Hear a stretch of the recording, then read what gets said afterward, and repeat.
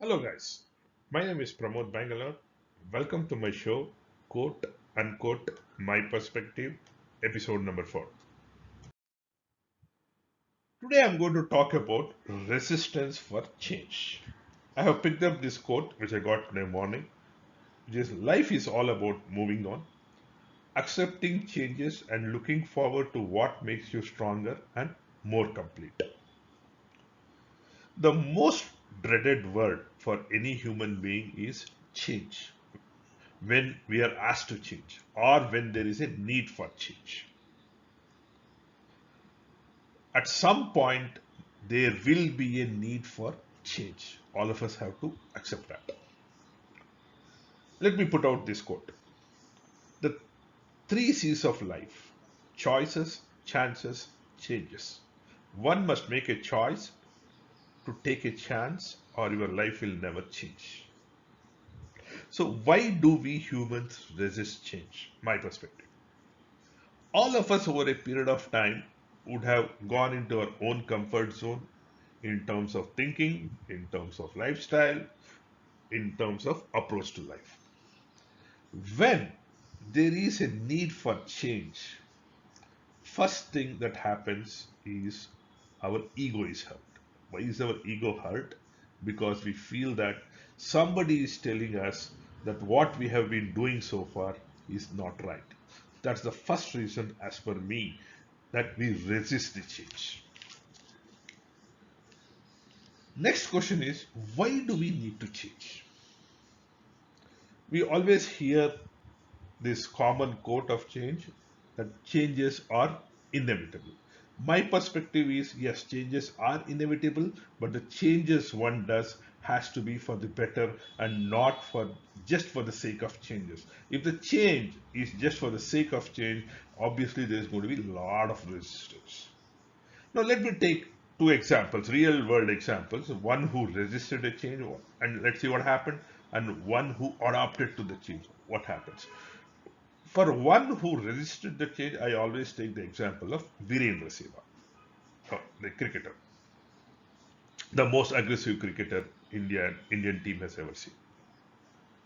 Now, when he was young, nobody could stop him because his game was all about hand-eye coordination. Any kind of strategies was made against him was not working because his hand and eye coordination was damn good.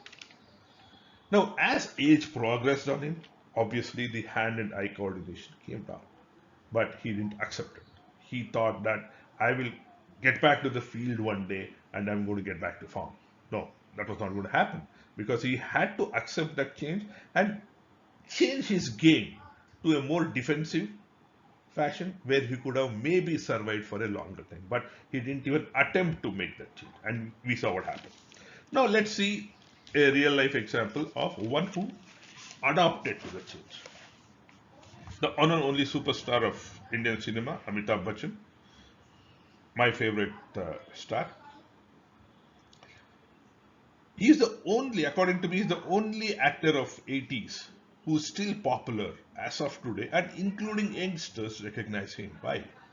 Because he adapted to the change. He adapted to the new requirements. He adapted to the new story requirements, new acting requirements. He adapted himself to that. Whereas his co-star of 80s and 90s, none of them were able to succeed. The reason, according to me, is they were never ready to accept that there was a change needed in them to survive in this generation. So Mr. Amitabh Bachchan accepted the next generation and he was able to, in fact, he has accepted the next two, three generations and the result is out to see. So at times, changes become a need.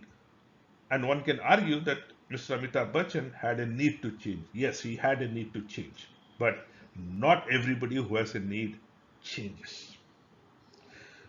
For one to change, for me, two things should be there. One, of course, there has to be a need. The second thing is one should be open to listen to others' perspective. If they block that channel of listening to others' perspective, there is no way they are going to change, because they are going to sit in their comfort zone and always think what they are doing is right.